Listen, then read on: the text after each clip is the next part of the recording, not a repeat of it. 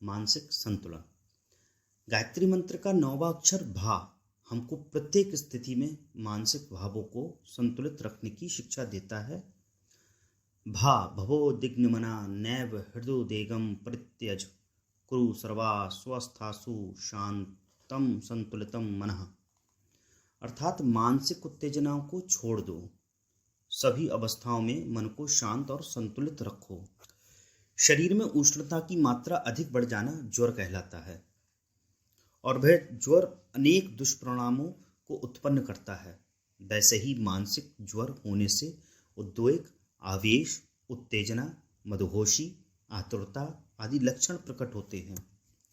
आवेश की प्रबलता मनुष्य के ज्ञान, विचार, विवेक को नष्ट कर डालती है। उस समय बहना सोचने लायक बातें सोचता है और जो कार्य पहले कुत्सित जान पड़ते थे उन्हीं को करने लगता है। ऐसी स्थिति मानव जीवन के लिए सर्वथा अवांछनीय है। विपत्ति पड़ने पर अथवा किसी प्रकार का लड़ाई झगड़ा हो जाने पर लोग चिंता, शोक, निराशा, भय, घबराहट, क्रोध आदि के वशीभूत होकर मानसिक शांति को खो बैठते हैं। इसी प्रकार कोई बड़ी सफलता मिल जाने पर या संपत्ति प्राप्त होने पर मद, मत्सर, अति हर्ष, अति भोग आदि दोषों में फंस जाते हैं।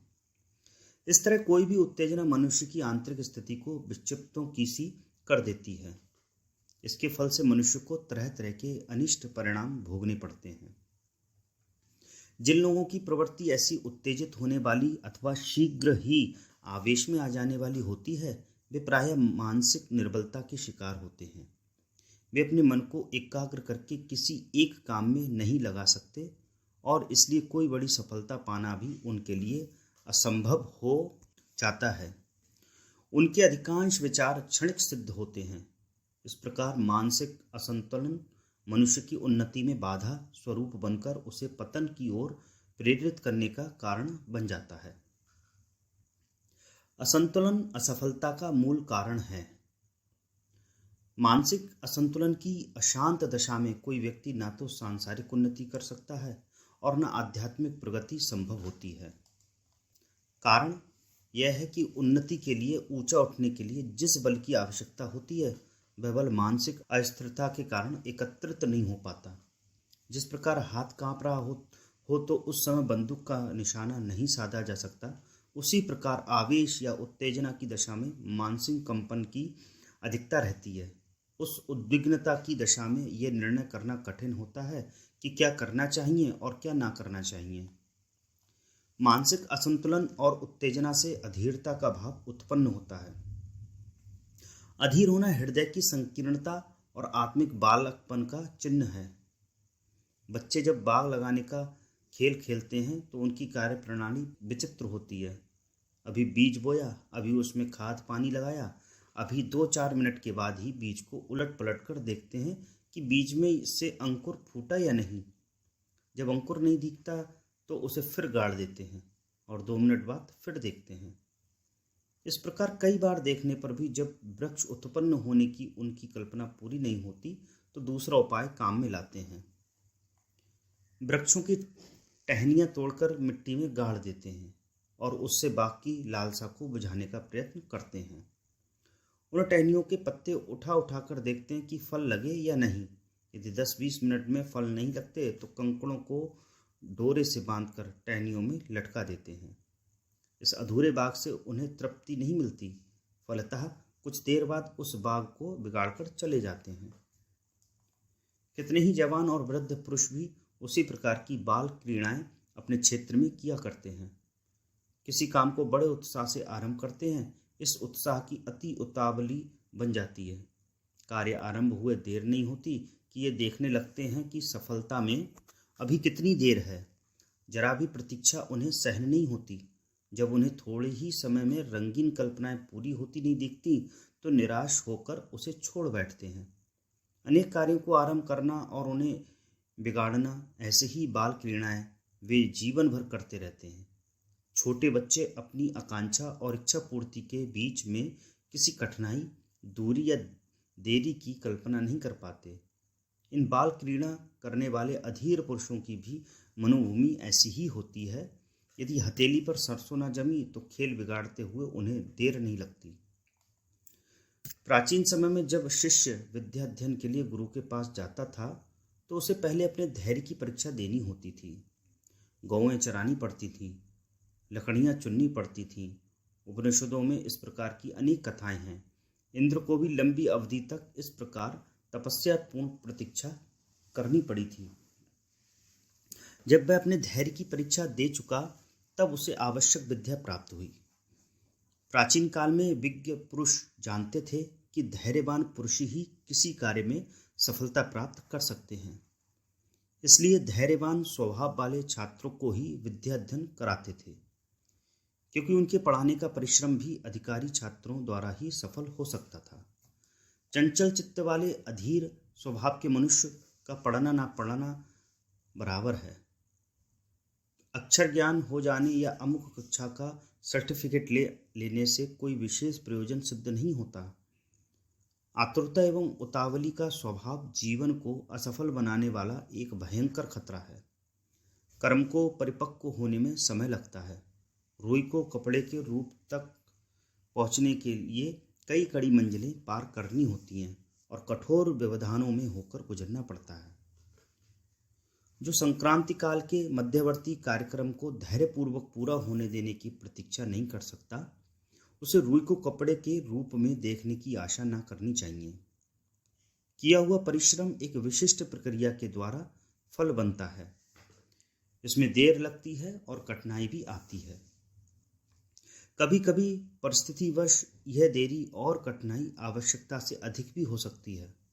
उसे पार करने के लिए समय और श्रम लगाना पड़ता है। कभी कभी तो कई बार का प्रयत्न भी सफलता तक नहीं ले पहुंचता। तब अनेक बार अधिक समय तक अविचल अधैर्य के साथ जुटे रहकर अभीष्ट सिद्धि को प्राप्त करना होता है। आतुर मनुष्य इतनी दृढ़ता नहीं रखते। जरा सी कठिनाई या देरी से वे घबरा जाते हैं और मैदान छोड़कर भाग निकलते हैं। यही भगोड़ापन उनकी पराजयों का इतिहास बनता जाता है। चित्त का एक काम पर न जमना, संशय और संकल्प विकल्पों में पड़े रहना एक प्रकार का मानसिक रोग है। यदि काम पूरा ना हो पाया तो, यदि कोई आकस्मिक आपत्ति आ गई तो, यदि फल उल्टा निकला तो, इस प्रकार की दुविधापूर्ण आशंकाएं मन को डावाडोल बनाए रखती हैं। पूरा आकर्षण और विश्वास न रहने के कारण मन उचटा उचटा सा रहता है। जो काम हाथ में लिया हुआ है उस पर निष्ठा नहीं होती, इसलिए आधे मन से वह किया जाता है। आधा मन दूसरे काम की खोज में लगा रहता है। इस डावाडोल स्थिति में एक भी काम पूरा नहीं हो पाता। हाथ के काम में सफलता नहीं मिलती, बल्कि उल्टी भूल हो जाती है। ठोकर पर ठोकर लगती जाती है। दूसरी ओर आधे मन से जो नया काम तलाश किया जाता है उसके हानि लाभों को भी पूरी तरह नहीं विचारा जा सकता। अधूरी कल्पना के आधार पर नया काम वास्तविक रूप में नहीं वरन आलंकारिक रूप में दिखाई पड़ता है। पहले काम को छोड़कर नया पकड़ लेने पर फिर उस नए काम की भी वही गति होती है जो पुरानी की थी। कुछ समय बाद उसे भी छोड़कर नया ग्रहण करना पड़ता है। इस प्रकार काम शुरू करना और उसे अधूरा छोड़ना इस कार्यक्रम की बराबर पुनरावृत्ति होती रहती है और अंत में मनुष्य को अपने असफल जीवन का पश्चाताप करने के सिवा कुछ हाथ नहीं लगता। मानसिक असंतुलन से आध्यात्मिक पतन। मानसिक असंतुलन से केवल सांसारिक और भौतिक क्षेत्र में ही हानि नहीं उठानी पड़ती, वरन आध्यात्मिक दृष्टि से भी उसका परिणाम अनिष्टकारी होता है। जो लोग मानसिक उत्तेजना के शीघ्र वशीभूत हो जाते हैं उनमें अभिमान और लोभ की मात्रा भी बढ़ जाती है और ये दोनों तत्व अन्य अनेक प्रकार के दोषों की उत्पत्ति करते हैं। अभिमान एक प्रकार का नशा है जिसमें मदहोश होकर मनुष्य अपने को दूसरों से बड़ा और दूसरों को अपने से छोटा समझता है। वह इस बात को पसंद करता है कि दूसरे लोग उसकी खुशामद करें और उसे बड़ा समझें, उसकी बात माने। जब इसमें कुछ कमी आती है तो वह अपना अपमान समझता है और क्रोध से सांप की तरह फुफकारने लगता है। वह नहीं चाहता कि कोई मुझसे धन में, विद्या में, बल में, प्रतिष्ठा में बड़ा या बराबर का हो। इसलिए जिस किसी को वह थोड़ा सुखी संपन्न देखता है, उसी से ईर्ष्या द्वेष करने लगता है। अहंकार की पूर्ति के लिए अपनी संपन्नता बढ़ाना चाहता है। संपन्नता सद्गुणों से, श्रम से, लगातार परिश्रम करने से मिलती है। पर अभिमान के नशे में चूर व्यक्ति इस सीधे साधे मार्ग पर चलने में समर्थ नहीं होता। वह अनीति और बेईमानी पर उतर आता है। अभिमान का अर्थ है आत्मा की गिरावट। अपने को दीन, तुच्छ, अयोग्य, असमर्थ समझने वाले लोग संसार में दीनहीन बनकर रहते हैं। उनकी प्रतिभा कुंठित हो जाती है। कोई साहसिक कार्य उनसे बन नहीं पड़ता। संपन्नता प्राप्त करने और अपने ऊपर होने वाले अन्याय को हटाने के लिए जिस शौर्य की आवश्यकता है, वह अवमाननाग्रस्त मनुष्य में नहीं होता। फलस्वरूप वह न तो समृद्ध बन पाता है और न अन्याय के चंगुल से छूट पाता है। उसे गरीबी घेरे रहती है और कोई न कोई सताने वाला आए दिन अपनी तीर कमान ताने रहता है। इन कठिनाइयों से बचने के लिए उसे निर्बलता पूर्वक अनीतियों का आश्रय लेना पड़ता है। चोरी, ठगी, कपट, छल, दंभ, असत्य, पाखंड, व्यभिचार, खुशामद जैसे दीनता सूचक अपराधों को करना पड़ता है। मोह, ममता, भय, आशंका, चिंता, कातरता, शोक, पश्चाताप, निराशा, कुड़न सरीखे मनोविकार उसे घेरे रहते हैं। आत्मज्ञान एवं आत्मसम्मान को प्राप्त करना और उनकी रक्षा करने के लिए मनुष्योचित मार्ग अपनाना, ये जीवन का सतोगुणी स्वाभाविक क्रम है। ये श्रृंखला जब विश्रृंखलित हो जाती है, आत्मिक संतुलन बिगड़ जाता है, तो पाप करने का सिलसिला चल पड़ता है। मानसिक संतुलन और समत्व की भावना। मानसिक संतुलन को हम गीता में बतलाई समत्व की भावना भी कह सकते हैं। सब सांसारिक पदार्थों में प्रवृत्ति की हम में जितनी शक्ति होती है, उतनी ही जब उनसे निवृत्त होने की भी शक्ति होती है, तो उस अवस्था को संतुलित और समत्व भावना की अवस्था कह सकते हैं। इस समत्व को आचरण में उतारने के लिए केवल विरागी अथवा रागहीन होने से ही कार्य नहीं चलेगा।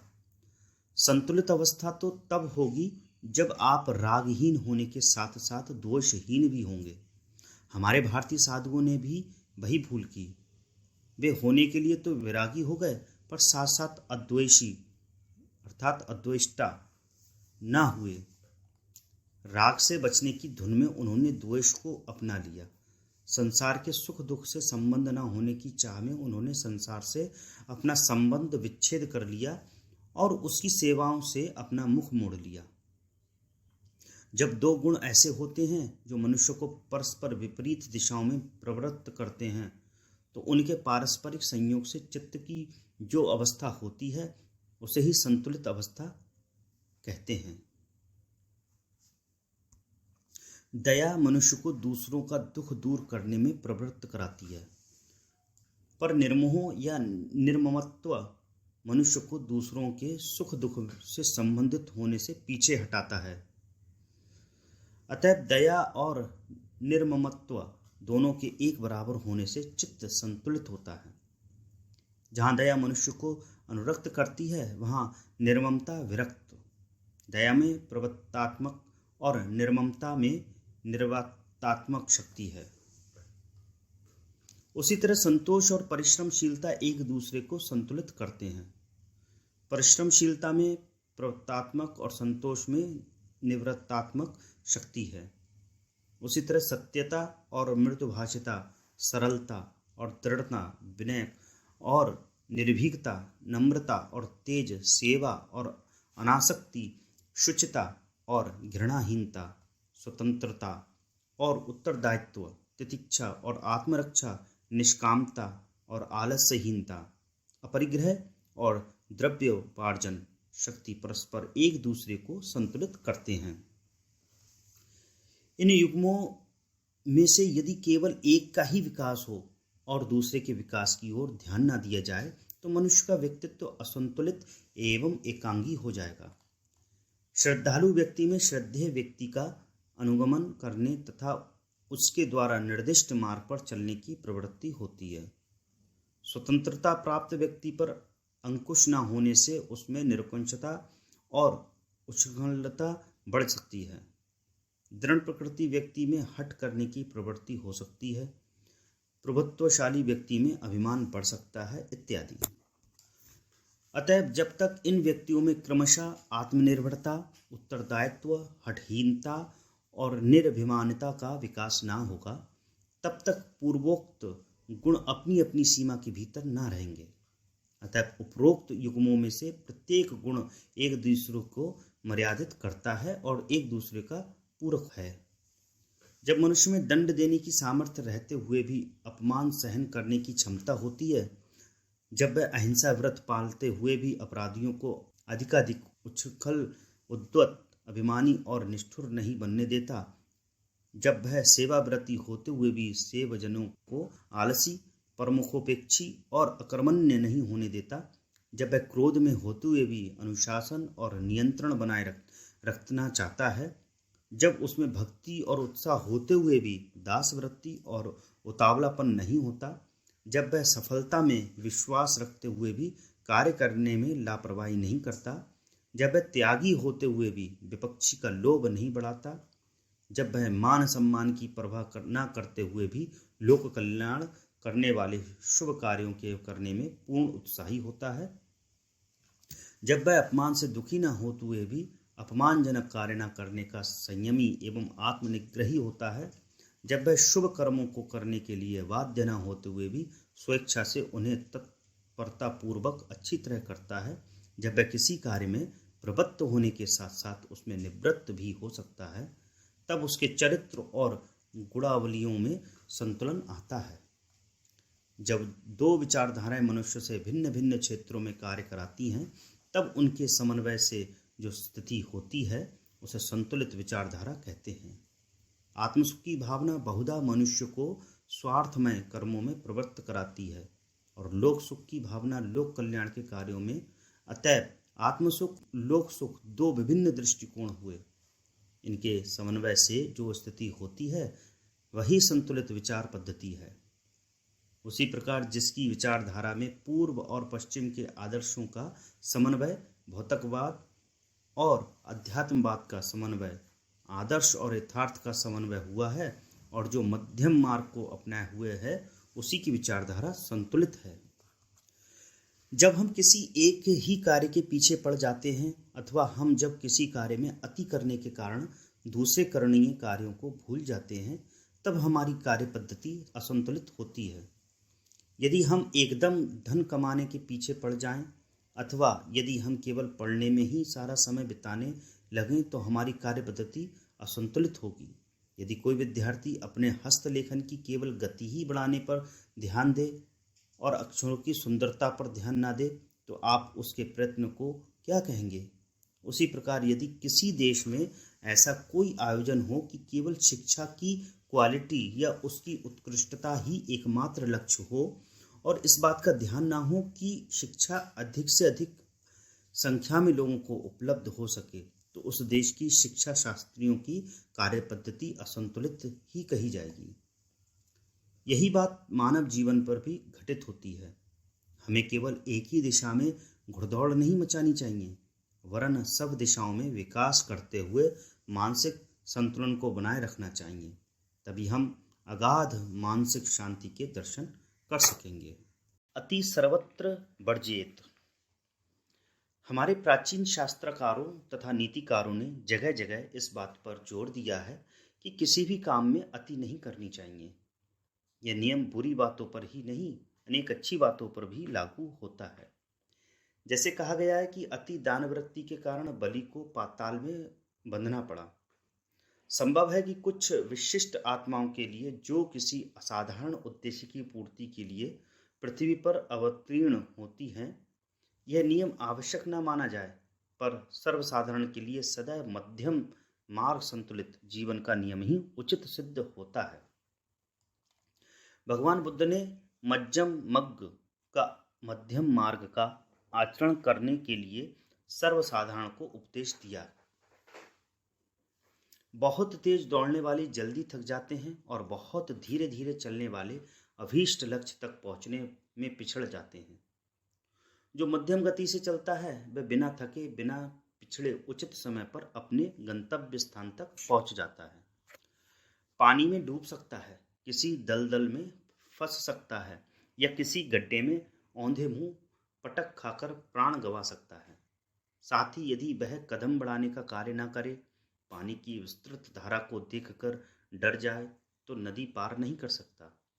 हाथी बुद्धिमान प्राणी है, वह अपने भारी भरकम डील डौल का ध्यान रखता है, नदी पार करने की आवश्यकता अनुभव करता है, पानी के विस्तृत फैलाव को समझता है। इन सब बातों का ध्यान रखते हुए वह अपना कार्य गंभीरता पूर्वक आरंभ करता है। जहाँ खतरा दिखता है वह वहाँ से पैर पीछे हटा लेता है और फिर दूसरी जगह होकर रास्ता ढूंढता है। इस प्रकार वह अपना कार्य पूरा कर लेता है। मनुष्य को भी हाथी की सी बुद्धिमानी सीखनी चाहिए और अपने कार्य को मध्यम गति से पूरा करना चाहिए। विद्यार्थी कितनी ही उतावली करे, 1-2 महीने में अपनी शिक्षा पूरी कर नहीं सकता। कर भी लेगा तो उसे जल्दी भूल जाएगा। क्रम क्रम से नियत काल में पूरी हुई शिक्षा ही मस्तिष्क में सुस्थिर रहती है। पेड़ पौधे वृक्ष पशु पक्षी सभी अपनी नियत अवधि में परिपक्व फल देने लायक तथा वृद्ध होते हैं। यदि उस नियति गतिविधि में जल्दबाजी की जाए तो परिणाम बुरा होता है। हमें अपनी शक्ति सामर्थ्य योग्यता मनोभूमि परिस्थिति आदि ध्यान में रखकर निर्धारित कार्य को पूरा करना चाहिए। बहुत खाना भूख से ज्यादा खाना बुरा है, इसी प्रकार बिल्कुल ना खाना भूखे रहना बुरा है। अति का भोग बुरा है पर अमर्यादित तप भी बुरा है। अधिक विषय क्षीण होकर असमय में ही मर जाते हैं, पर जो अमर्यादित अतिशय तप करते हैं शरीर को अत्यधिक कष्ट डालते हैं वे भी दीर्घजीवी नहीं होते। अति का कंजूस होना ठीक नहीं, पर इतना दानी होना भी किस काम का कि कल खुद को ही दाने दाने का मोहताज बनना पड़े। आलस में पड़े रहना हानिकारक है, पर सामर्थ्य से अधिक श्रम करते रहकर जीवनी शक्ति को समाप्त कर डालना भी लाभदायक नहीं। कुबेर बनने की तृष्णा में पागल ना बन जाए या कंगाली में दिन काटना, दोनों ही स्थितियां अवांछनीय हैं। नित्य मिठाई खाने को मिले तो उससे अरुचि के साथ साथ दस्त भी शुरू हो जाएंगे। भोजन में मीठे की मात्रा बिल्कुल ना हो तो चमड़ी पीली ना पड़ जाएगी। बहुत घी खाने से मंदाग्नि हो जाती है, पर यदि बिल्कुल घी ना मिले तो खून खराब हो जाएगा। बिल्कुल कपड़े ना हो तो सर्दी में निमोनिया हो जाने का और गर्मी में लू लग जाने का खतरा है, पर जो कपड़ों के परतों से बेतरह लिपटे रहते हैं उनका शरीर आम की तरह पीला पड़ जाता है। बिल्कुल ना पढ़ने से मस्तिष्क का विकास नहीं होता, पर दिन रात पढ़ने की धुन में व्यस्त रहने से दिमाग खराब हो जाता है, आंखें कमजोर पड़ जाती हैं। घोर कट्टर असहिष्णु सिद्धांतवादी बनने से काम नहीं चलता। दूसरों की भावनाओं का भी आदर करके सहिष्णुता का परिचय देना पड़ता है। अंधभक्त बनना या अविश्वासी होना दोनों ही बातें बुरी हैं। विवेक पूर्वक हंस की भांति नीर चीर का अन्वेषण करते हुए ग्रह और अग्रह को पृथक करना ही बुद्धिमानी है। देश काल और पात्र के भेद से नीति व्यवहार और क्रिया पद्धति में भेद करना पड़ता है। यदि ना करें तो हम अतिवादी कहे जाएंगे। अतिवादी आदर्श तो उपस्थिति कर सकते हैं पर नेतृत्व तो नहीं कर सकते।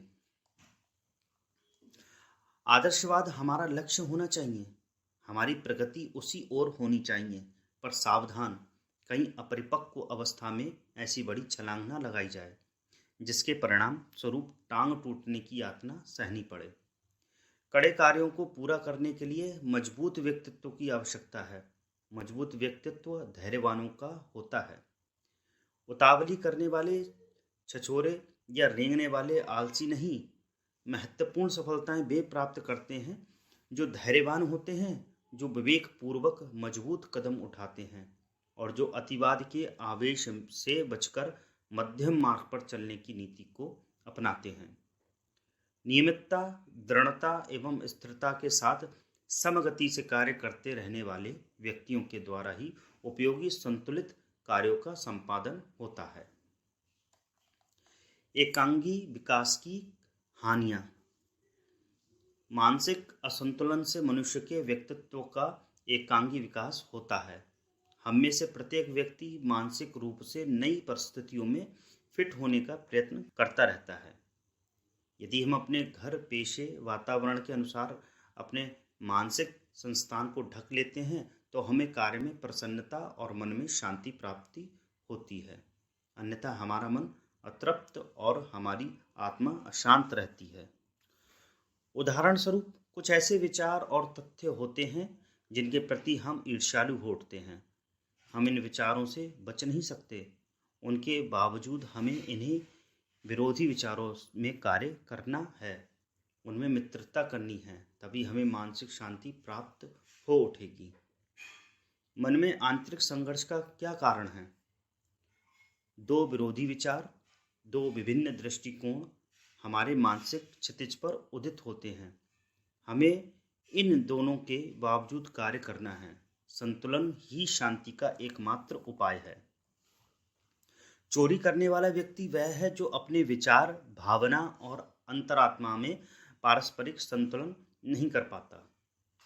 उसकी लालच और मोह की प्रवृत्ति अंतरात्मा को दबा देती है। वह मोह को लंबा छोड़ देता है और स्वयं भी उसमें लिपट जाता है। सत्य और न्याय की पुकार दब जाती है। पापमयी वृत्ति की विजय होती है। शैतान बच्चे, झगड़ालू औरतें सब इस मानसिक रोगों के शिकार होते हैं। वे मानसिक जगत को ठीक तरीके से संचालित और संतुलित नहीं कर पाते हैं। कोई विकार इतना तीव्र हो जाता है जो विवेक बुद्धि को दबाकर उनके स्वभाव का एक अंग बन जाता है। मन की क्रियाओं को 3 भागों में विभाजित किया जाता है। 1 भावना, 2 विचार, 3 क्रियाएं। ऐसे बहुत कम व्यक्ति हैं जिनमें उपरोक्त तीनों क्रियाओं का पूर्ण सामंजस्य या पूर्ण संतुलन हो। किसी में भावना का अंश अधिक है तो वह भावुकता से भरा है, आवेशों का विचार रहता है। उसकी कमजोरी अति संवेदनशीलता है। वह जरा सा भी भावना को तिल का ताड़ बनाकर देखता है। विचार प्रधान व्यक्ति दर्शन की गूढ़ गुत्थियों में ही डूबते उतराते रहते हैं। नाना कल्पनाएं उनके मानस क्षितिज पर उदित अस्त होती रहती हैं। योजना बनाने का कार्य उनसे खूब करा लीजिए, पर असली काम के नाम वे शून्य हैं। तीसरे प्रकार के व्यक्ति सोचते कम हैं, भावना में नहीं बहते हैं, पर काम खूब करते रहते हैं। इन कार्यों में ऐसे भी काम वे कर डालते हैं जिनकी आवश्यकता नहीं होती तथा जिनके बिना भी उनका काम चल जाता है। पूर्ण संतुलित वही व्यक्ति है जिसमें भावना, विचार तथा कार्य इन तीनों ही तत्वों का पूर्ण सामंजस्य या मेल हो। ऐसा व्यक्ति मानसिक दृष्टि से पूर्ण स्वस्थ है। हमें चाहिए कि हम अति से अपनी रक्षा करें और इस प्रकार असंतुलन से बचे रहें। कहने का तात्पर्य यह है कि अति भावुकता के चक्कर में पड़कर ऐसा न कर डालें, ऐसे वायदे न कर बैठें जिन्हें बाद में पूर्ण ना कर सकें। इतने विचार प्रधान ना बन जाएं कि संपूर्ण समय सोचते विचारते चिंतन करते करते ही व्यतीत हो जाए। विचार करना उचित है, किंतु विचारों ही में निरंतर डूबे रहना और कार्य ना करना हमें मानसिक रूप से आलसी बना डालेगा। अच्छे व्यक्ति के निर्माण में क्रिया, भावना तथा विचार शक्ति, इन तीनों आवश्यक तत्वों का पूर्ण विकास होना चाहिए। जो व्यक्ति काम, क्रोध, आवेश, उद्वेग इत्यादि में निरत रहते हैं उन्हें भावनाजन्य मानसिक व्याधियों का परित्याग करना चाहिए। जो केवल कागजी योजना से और व्योम विहारणी कल्पनाओं में लगे रहते हैं, इन्हें सांसारिक दृष्टिकोण से अपनी योजनाओं की सत्यता जांचनी चाहिए। इन दोनों प्रकार के व्यक्तियों को अपने कार्यों को जीवन में प्रकट करना चाहिए। हम महान पुरुषों में देखते हैं कि उनकी बुद्धि पूर्ण विकास को पहुंच चुकी थी। विचार और इच्छा शक्ति बड़ी बलवती थी और कार्य शक्ति उच्च कोटि की थी। महात्मा गांधी ऐसे संतुलित व्यक्तित्व के उदाहरण थे। जीवन में संतुलन का महत्व। एक ऐसे व्यक्ति की कल्पना कीजिए जो हवा के भयंकर तूफान में चला जा रहा है। धूल से उसके नेत्र क्षण भर के लिए बंद हो जाते हैं। अधिमिचे नेत्रों से वह दूसरी ओर बहक जाता है। ठीक मार्ग पर आरूढ़ होना चाहता है, किंतु मार्ग नहीं सूझता। यही हाल मानव के अंतर जगत का है। वह अंदर ही अंदर अनेक विरुद्ध भावनाओं का शिकार रहता है। प्रलोभन का मायाजाल और वासना की आंधी उसे घेरे रहती है, और वासना तृप्ति के लिए वह इधर उधर भटकता रहता है। उसे पथ भ्रष्ट होते देख उसकी शुभ शक्तियां उसे सचेत करती हैं। यदि उनकी शक्ति अधिक हो तो व्यक्ति बच जाता है, अन्यथा पतन के गर्त में विलीन हो जाता है। मानव जीवन में अनेक आंतरिक एवं बाह्य शक्तियों का प्राधान्य है। भावना कहती है, अमुक व्यक्ति बड़ी दयनीय स्थिति में है, उसकी सहायता करें। अपने सुख सुविधा साधनों को न देखें। कर्ण, शिवी, राजा हरिश्चंद्र का उदाहरण लीजिए। इन महापुरुषों ने दया, करुणा, सहानुभूति और दान द्वारा महान पद प्राप्त किया। हमें भी यही करना चाहिए। अपने सुख सुविधा इत्यादि का कोई ध्यान न रखना चाहिए। तर्क आपको रोकता है और कहता है, क्या पागल हुए हो? सोचो, विचारो, दिमाग से काम लो। यदि साधनों का ध्यान छोड़कर व्यय किया, दूसरों से बड़े बड़े वायदे किए, तो आफत में पड़ जाओगे। भावना में मत बहो। समाज रुपए का आदर करता है। विलास भावनाएं कहती हैं, अरे मानव, तूने बहुत श्रम कर लिया है, अब कुछ आनंद मना ले, जीवन का रस ले। बार बार जीवन आने वाला नहीं है। इस प्रकार मानव के आंतरिक जीवन में भावना, तर्क, वासना, शरीर बल, आत्मबल, प्रेम, द्वेष, घृणा इत्यादि परस्पर विरुद्ध शक्तियों का अविराम तांडव चलता रहता है। जो इन शक्तियों का उचित समन्वय कर सकता है, वही सफल है। जीवन में भावना की आवश्यकता है। बिना भावना का मनुष्य मिट्टी का या पत्थर का पुतला मात्र बन जाता है। तर्क अर्थात विवेक की आवश्यकता भी है। जो सोच समझकर कार्य न करे, बुद्धि से काम न ले, वह तो निराट पशु ही है। इसी प्रकार वासना, घृणा, प्रेम इत्यादि सब का अपने अपने स्थान पर महत्व है, पर सुख और सफलता मानव की विभिन्न शक्तियों के संतुलन में ही है। असंतुलन में पराजय छिपी हुई है। सिकंदर महान, जूलियस सीजर और औरंगजेब की अत्यंत बड़ी महत्वाकांक्षाओं का परिणाम हमारे सामने है। कर्ण के पतन का कारण अति भावुकता थी। रावण दर्प के कारण मृत्यु को प्राप्त हुआ। तर्कशील, भावनाशील, क्रमशील तीनों ही प्रकार के मानव जीवन में अमर्यादित संतुलन से असफल हो सकते हैं। इसलिए ध्यान रखें कि कहीं आपके व्यक्तित्व का एक ही पहलू विकसित न होता रहे। सभी संतुलित रूप में विकसित होते रहें। अतिरेक त्याज्य है। ध्येय और व्यवहार, कर्म और भावना, परिश्रम और विश्राम, तर्क और कार्य, इन सभी द्वंद्वों में उचित समन्वय का नाम ही जीवन है।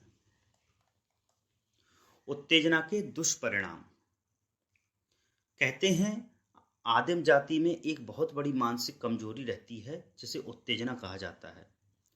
आदिम जातियों में नृशंस हत्याओं और मारपीटों का विशेष कारण यही उत्तेजना होता है। लड़का यदि अपने पिता से क्रुद्ध और उत्तेजित हो उठा, तो एक ही आवेश में वह पिता की हत्या कर बैठता है। यह स्थिति पिता अथवा अन्य कुटुंबियों की है। क्रोध पर ये काबू कर नहीं पाते और क्षणिक आवेश में हत्या, मारपीट, खून खराबी हो जाती है। छोटी छोटी बातों पर लड़ाई झगड़े चलते रहते हैं।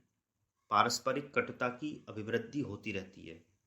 एक दूसरे के प्रति वैर, ईर्ष्या, द्वेष, क्रोध, घृणा इत्यादि विषैले मनोविकार पनपते रहते हैं। उत्तेजना क्या है, जिसका विश्लेषण करने पर ज्ञात होता है कि यह उद्वेग का आधिक्य है। साधारणतः व्यक्ति दो प्रकार के होते हैं। एक तो वे जिन्हें मोटी चमड़ी का कह सकते हैं। इन व्यक्तियों में भावनाएं कम होती हैं। इन्हें कुछ कह दीजिए, उनके मन में कोई प्रभाव ना पड़ेगा। गाली गलौज या मानहानि से भी वे उत्तेजित ना होंगे। ये भावना के आक्रोश में नहीं रहते। क्रोध, घृणा, ईर्ष्या, क्षणिक आवेश का इन पर कोई शीघ्र व्यापी प्रभाव नहीं होता है। दूसरे व्यक्ति भावुक और अति उद्विग्न होते हैं। मक्खन की तरह कोमल, छुई मुई के पौधे के समान संवेदनशील, भावना की अधिकता उनकी दुर्बलता है। भावना अर्थात क्रोध, प्रेम, वात्सल्य, दया, ईर्ष्या इत्यादि मनोविकारों को अत्यधिक गहराई से अनुभव करना और उन्हीं के वश में इतना हो जाना कि स्वयं अपनी विवेक बुद्धि को भी खो डालना। लाभ हानि या अंतिम परिणाम का ख्याल ना रखना इनकी कमजोरी है। जो गुण एक कवि में सौभाग्य का विषय है, वही मनोविकारों के ऊपर नियंत्रण न कर सकने वाले व्यक्ति के लिए एक अभिशाप है। ये अपनी उत्तेजनाओं के ऊपर विवेक बुद्धि का नियंत्रण नहीं कर पाते और स्वयं उनके वशीभूत हो जाते हैं। उत्तेजना एक क्षणिक पागलपन है। ये भावना का तांडव नृत्य है। उद्वेग एक आंधी है। ईर्ष्या, क्रोध, प्रतिशोध का एक भयंकर तूफान है जिसे निर्बल इच्छा शक्ति वाला व्यक्ति संभाल नहीं पाता, अपने आपे को खो देता है। उत्तेजना की आंधी में बुद्धि विवेक शून्य तथा निश्चेष्ट हो जाती है। ये उत्तरोत्तर बढ़कर शरीर पर पूरा अधिकार कर लेती है। भावना के उद्वेग में नीर छीर विवेक का ज्ञान लुप्त हो जाता है। उत्तेजक स्वभाव वाला व्यक्ति दूरदर्शिता को खो बैठता है। कभी कभी उसे अपनी शक्तियों का ज्ञान तक नहीं रहता। कमजोर व्यक्ति भी उत्तेजना का शिकार होकर मजबूत व्यक्ति से लड़ बैठते हैं। बातों बातों में उग्र हो जाते हैं। हाथापाई की नौबत आ जाती है जिसे व्यर्थ की हानि उठानी पड़ती है। संतुलित जीवन की विघातक प्रवृत्तियां। संतुलित जीवन के शत्रु हमारे आंतरिक मनोविकार ही होते हैं। ये शत्रु हमारे मन के विभिन्न स्तरों में निवास करते हैं और प्रत्येक व्यक्ति में थोड़ी बहुत मात्रा में विद्यमान रहते हैं। जो मनुष्य इनसे जितने अंशों में मुक्ति पा जाता है, वह उतना ही सभ्य और सुसंस्कृत समझा जाता है। इसलिए मनुष्य का कर्तव्य है कि इन शत्रुओं मन की कुप्रवृत्तियों को जहां तक संभव हो नियंत्रण में रखें। ये शत्रु हैं काम, क्रोध, लोभ, मोह, मद, घृणा, द्वेष। इन दुर्गुणों को स्वच्छंदता देने से मानसिक विष संपूर्ण शरीर में व्याप्त हो जाता है। बुद्धि में तमोगुण का प्राचुर्य होता है और मनुष्य भ्रमवश सत असत का विवेक नहीं कर पाता। इन शत्रुओं में कोई एक भी यदि बढ़ जाए तो सर्वनाश करने में पूर्ण समर्थ है। ये मानसिक विष यदि बहिर्गत ना किए जाए तो आयु पर्यंत मनुष्य के साथ रहेंगे, सदा उसे आंतरिक ज्वाला में दग्ध करते रहेंगे और न जाने कितनी बार जन्म मरण की मार्मिक पीड़ा देंगे। मनुष्य की नाना प्रवृत्तियों के नीचे ये विकार पाए जाते हैं। यह मानसिक विष प्रायः दुर्भावनाओं की जटिल मानसिक ग्रंथियां बन जाते हैं, मस्तिष्क में संघर्ष उत्पन्न कर देते हैं और अनेक जटिल व्याधियों के रूप में प्रकट होते हैं। प्रायः इन मानसिक शत्रुओं से ग्रसित व्यक्ति को यह ज्ञान नहीं रहता कि वह उनके पंजे में है या नहीं। क्रोधी स्वयं नहीं जानता कि वह ईर्ष्या की मिट्टी में जल रहा है, कभी नहीं समझता कि वीर्य नाश द्वारा वह अपने स्वास्थ्य, आयु और शरीर को जर्जर बना रहा है। कंजूस माया के मुंह में फंसकर विवेक बुद्धि को शून्य बना लेता है। कभी कभी तमोगुण के अधिकार में रहने के कारण मनुष्य इन दुर्गुणों में ही सुख और संतोष की भावना करने लगता है। मनुष्य भ्रम वश व्यक्ति से, समाज से, जाति और राष्ट्र से असूया, घृणा करने में अपनी प्रतिष्ठा की गणना होते देखता है। कामनाओं के पोषण करने का नाम प्रगति रखता है। अंदर बसी हुई क्रोध की वृत्ति को तेज मानने लगता है। मान का नाम आत्मसम्मान रखकर उसकी रक्षा करना अपना कर्तव्य समझने लगता है। लोभ को अपनी उन्नति का साधन समझता है। मोह का नाम प्रेम रखकर जीवन को बर्बाद कर देना आदर्श मानता है। इसलिए यह दुर्गुण ऐसे मनुष्यों में बढ़ते चले जाते हैं। इन मानसिक शत्रुओं की पारस्परिक घनिष्ठता है। एक के आने पर दूसरा स्वयं आता है, एक दूसरे के लिए मैदान तैयार करता है।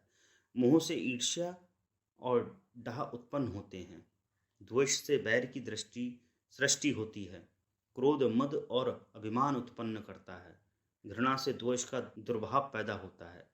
इन मनोविकारों का द्वंद्व नाना विषयों के अनुसार अनेक रूपों में प्रकट होता है। विचार की मूल अनुभूति ही विषय भेद के अनुसार क्रोध, भय, घृणा, मद, लोभ, मोह, मात्सर्य आदि मनोविकारों का जटिल रूप धारण करती है। क्रोध पतन की ओर ढकेलता है। क्रोध का संबंध मन के अन्य विकारों से घनिष्ठ है। क्रोध के वशीभूत होकर हमें उचित अनुचित का विवेक नहीं रहता और हम हाथापाई कर बैठते हैं। बातों बातों ही में उखड़ पड़ना, लड़ाई झगड़ा करना साधारण सी बात है। यदि तुरंत क्रोध का प्रकाशन हो जाए तब तो मानसिक स्वास्थ्य की दृष्टि से ठीक है, पर यदि वह अंतः प्रदेश में पहुंचकर एक भावना ग्रंथि बन जाए तो बड़ी दुखदाई होती है। बहुत दिनों तक टिका हुआ क्रोध बैर कहलाता है। बैर एक ऐसी मानसिक बीमारी है जिसका कुफल मनुष्य को दैनिक जीवन में भुगतना पड़ता है। वह अपने आप को संतुलित नहीं रख पाता। जिससे उसे बैर है उसके उत्तम गुण, भलाई, पुराना प्रेम, उच्च संस्कार आदि सब विस्मृत कर बैठता है। स्थायी रूप से एक भावना ग्रंथि बन जाने से क्रोध का वेग तो धीमा पड़ जाता है, किंतु दूसरे व्यक्ति को सजा देने, नुकसान पहुंचाने या पीड़ित करने की कुत्सित भावना निरंतर मन को दग्ध किया करती है। बैर पुरानी जीर्ण मानसिक बीमारी है। क्रोध तात्कालिक और क्षणिक प्रमाद है। क्रोध में पागल होकर हम सोचने का समय नहीं देखते। बैर उसके लिए बहुत समय लेता है। क्रोध में अस्थिरता, क्षणिकता, तत्कालीनता, बुद्धि का कुंठित हो जाना, उद्विग्नता, आत्मरक्षा, अहंकार की पुष्टि, असहिष्णुता, दूसरों को दंडित करने की भावनाएं संयुक्त हैं। क्रोध मन को एक उत्तेजित और खिंची हुई स्थिति में रख देता है, जिसके परिणाम स्वरूप मन दूषित विकारों से भर जाता है। क्रोध से प्रथम तो उद्वेग उत्पन्न होता है। मन एक गुप्त किंतु तीव्र पीड़ा से दग्ध होने लगता है। रक्त में गर्मी आ जाती है और उसका प्रभाव बड़ा तेज हो जाता है। इस गर्मी में मनुष्य के शुभ भाव, दया, प्रेम, सत्य, न्याय, विवेक, बुद्धि जल जाते हैं। क्रोध एक प्रकार का भूत है जिसके सवार होते ही मनुष्य आपे में नहीं रहता, उस पर किसी दूसरी सत्ता का प्रभाव हो जाता है। मन की निध्य वृत्तियां उस पर अपनी राक्षसी माया चढ़ा देती हैं। वह बेचारा इतना हतबुद्धि हो जाता है कि उसे ये ज्ञान नहीं रहता कि वह क्या कर रहा है। आधुनिक मनुष्य का आंतरिक जीवन और मानसिक अवस्था अत्यंत विक्षुब्ध है। दूसरों में वह अनिष्ट देखता है, उससे हानि होने की कुकल्पना में डूबा रहता है। जीवन पर्यंत इधर उधर लुढ़कता ठुकराया जाता रहता है। शोक, दुख, चिंता, अविश्वास, उद्वेग, व्याकुलता आदि विकारों के वशीभूत होता रहता है। ये क्रोधजन्य मनोविकार अपना विष फैलाकर मनुष्य का जीवन विषैला बना रहे हैं, उसकी आध्यात्मिक शक्तियों का शोषण कर रहे हैं। साधना का सबसे बड़ा विघ्न क्रोध नाम का राक्षस ही है। क्रोध शांति भंग करने वाला मनोविकार है। एक बार क्रोध आते ही मन की अवस्था विचलित हो उठती है। श्वासोच्छ्वास तीव्र हो उठता है, हृदय विक्षुब्ध हो उठता है। यह अवस्था आत्मिक विकास के विपरीत है। आत्मिक उन्नति के लिए शांति, प्रसन्नता, प्रेम और सद्भाव चाहिए। जो व्यक्ति क्रोध के वश में है वह एक ऐसे दैत्य के वश में है जो न जाने कब मनुष्य को पतन के मार्ग में धकेल दे। क्रोध तथा आवेश के विचार आत्मबल का हास करते हैं। ईर्ष्या की आंतरिक अग्नि। ईर्ष्या वह आंतरिक अग्नि है जो अंदर ही अंदर दूसरे की उन्नति या बढ़ती प्रगति देखकर हमें भस्मीभूत किया करती है। दूसरे की भलाई या सुख देखकर मन में जो एक प्रकार की पीड़ा का प्रादुर्भाव होता है उसे ईर्ष्या कहते हैं। ईर्ष्या एक संकर मनोविकार है जिसकी संप्राप्ति आलस्य, अभिमान और नैराश्य के संयोग या जोड़ से होती है।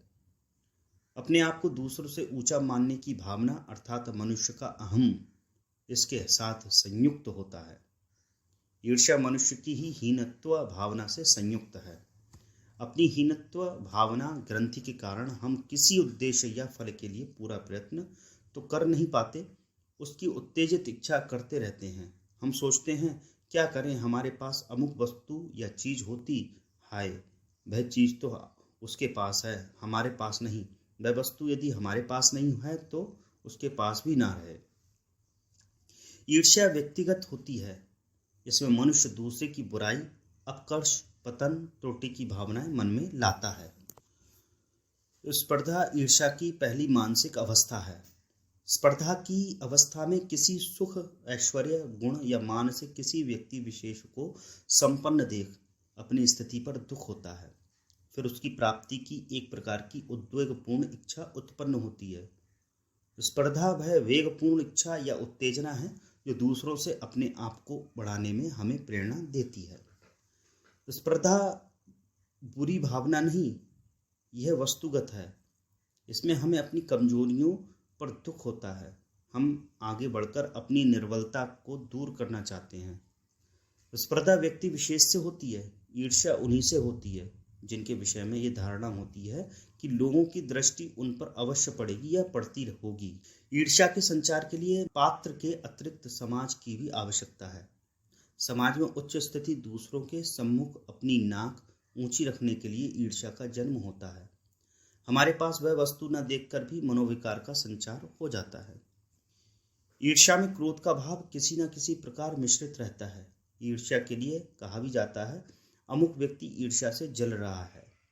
साहित्य में ईर्ष्या को संचारी रूप में समय समय पर व्यक्त किया जाता है, पर क्रोध बिल्कुल जड़ भाव है। जिसके प्रति हम क्रोध करते हैं उसके मानसिक उद्देश्य पर ध्यान नहीं देते।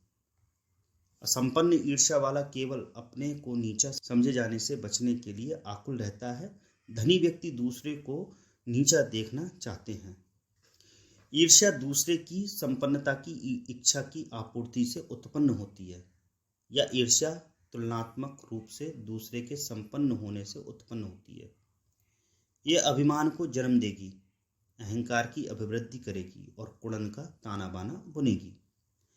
अहंकार से आहत होकर हम दूसरे की भलाई ना देख सकेंगे।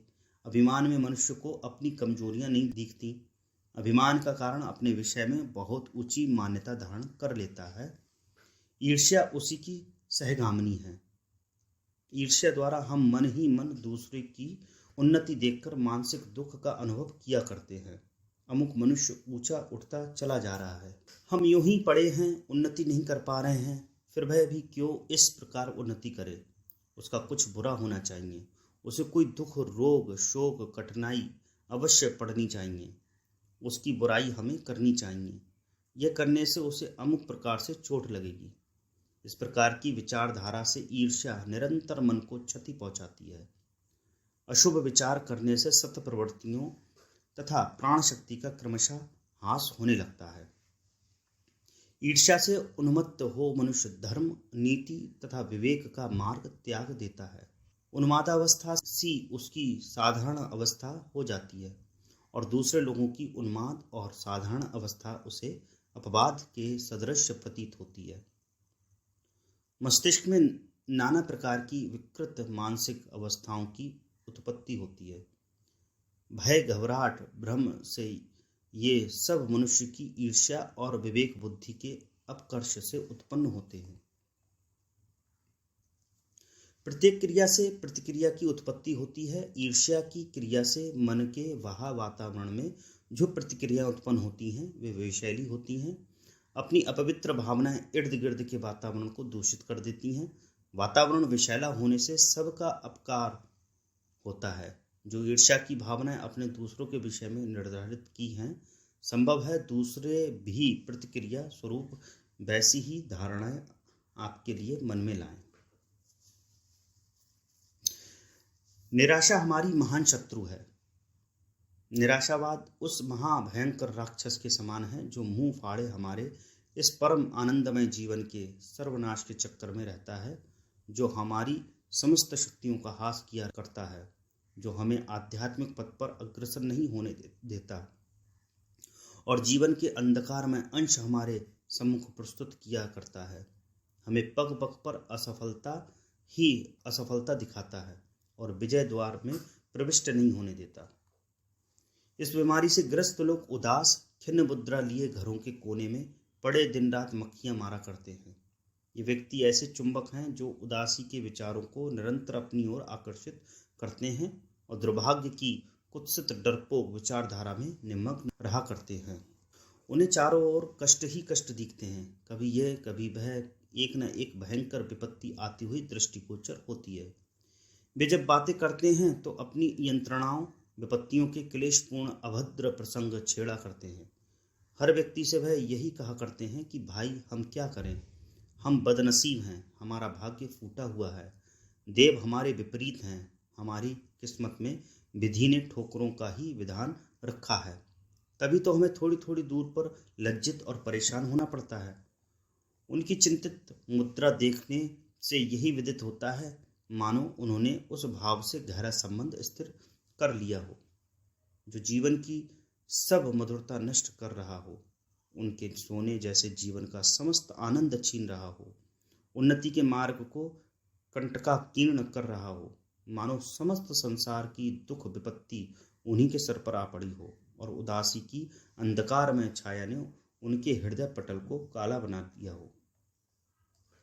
इसके विपरीत आशावाद मनुष्य के लिए अमृत तुल्य है। जैसे तृषित को शीतल जल से, रोगी को औषधि से, अंधकार को प्रकाश से, वनस्पति को सूर्य से लाभ होता है, उसी भांति आशावाद की संजीवनी बूटी से मृत प्राय मनुष्य में जीवनी शक्ति का प्रादुर्भाव होता है। आशावाद वह दिव्य प्रकाश है जो हमारे जीवन को उत्तरोत्तर परिपुष्ट, समृद्धशाली और प्रगतिशील बनाता है। सुख सौंदर्य एवं अलौकिक छटा से उसे विभूषित कर उसका पूर्ण विकास करता है। उसमें माधुर्य का संचार कर विघ्न बाधा, दुख क्लेशों और कठिनाइयों पर विजय प्राप्त करने वाली गुप्त मनः शक्ति जागृत करता है। आत्मा की शक्ति से दैदीप्यमान आशावादी उम्मीद का पल्ला पकड़े प्रलोभनों को रोंदता हुआ अग्रसर होता है। वह पग पग पर विचलित नहीं होता, उसे कोई पराजित नहीं कर सकता। संसार की कोई शक्ति उसे नहीं दबा सकती, क्योंकि सब शक्तियों का विकास करने वाली आशा की शक्ति सदैव उसकी आत्मा को तेजोमय करती है। संसार के कितने ही व्यक्ति अपने जीवन को उचित, श्रेष्ठ और श्रेय के मार्ग पर नहीं लगाते।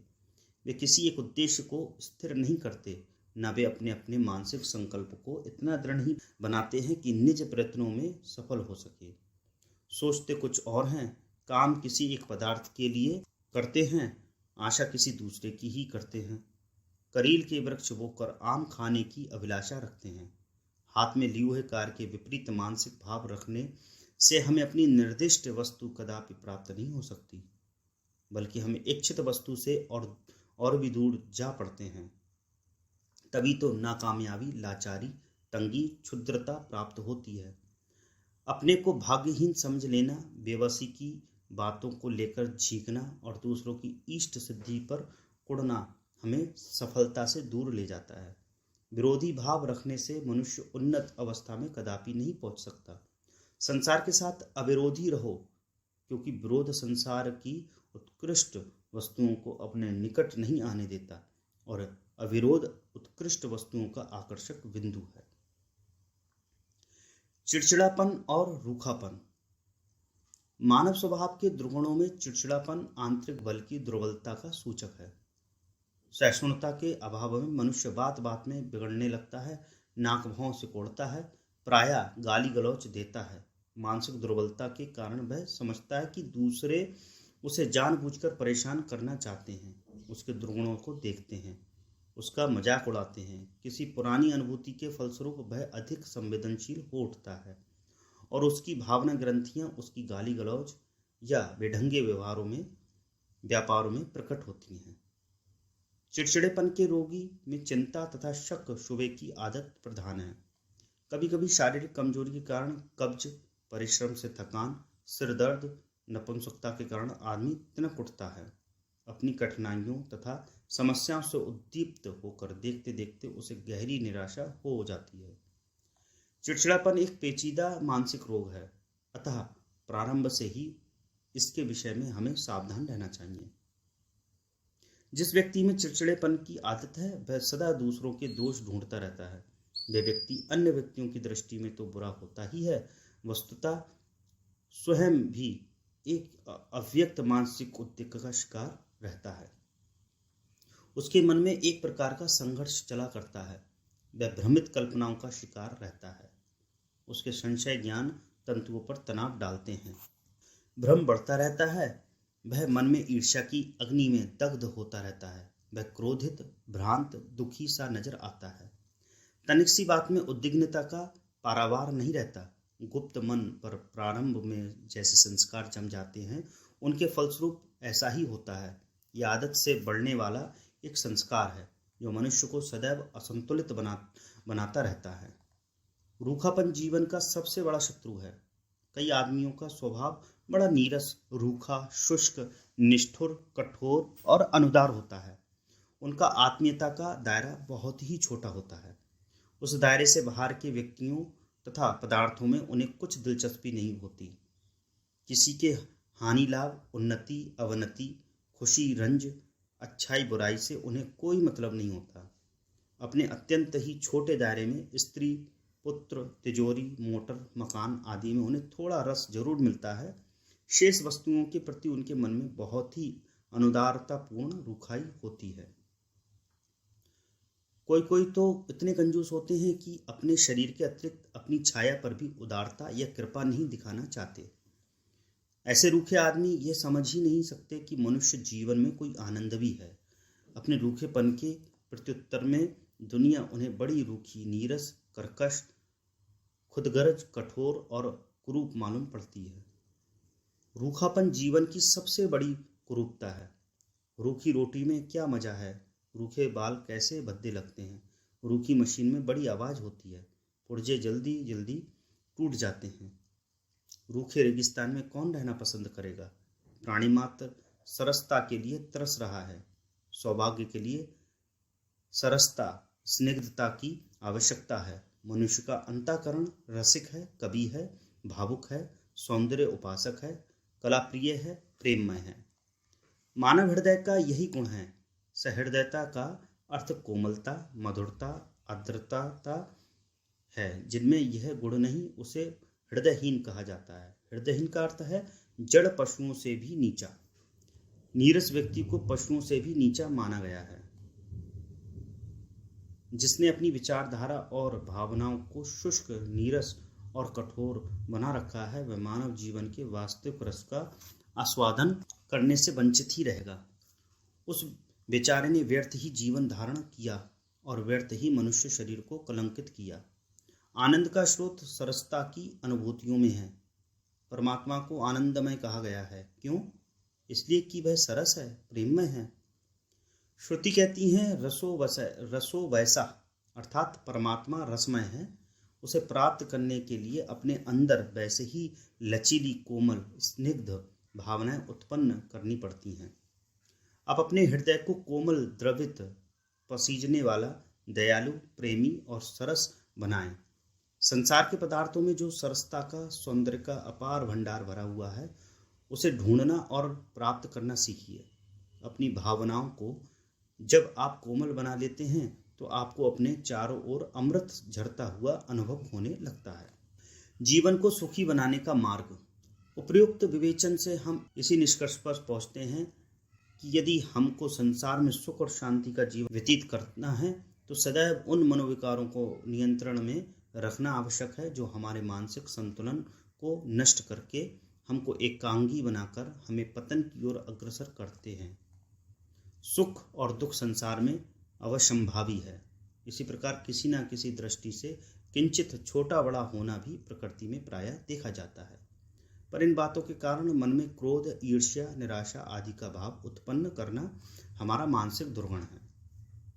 मनुष्य वही है जो सब प्रकार की परिस्थितियों में शांत रहकर अपने कर्तव्य का पालन करता चला जाता है। यदि आप इस नियम पर आचरण करेंगे तो दुख के दिन विपरीत घटनाएं सहज ही निकल जाएंगे।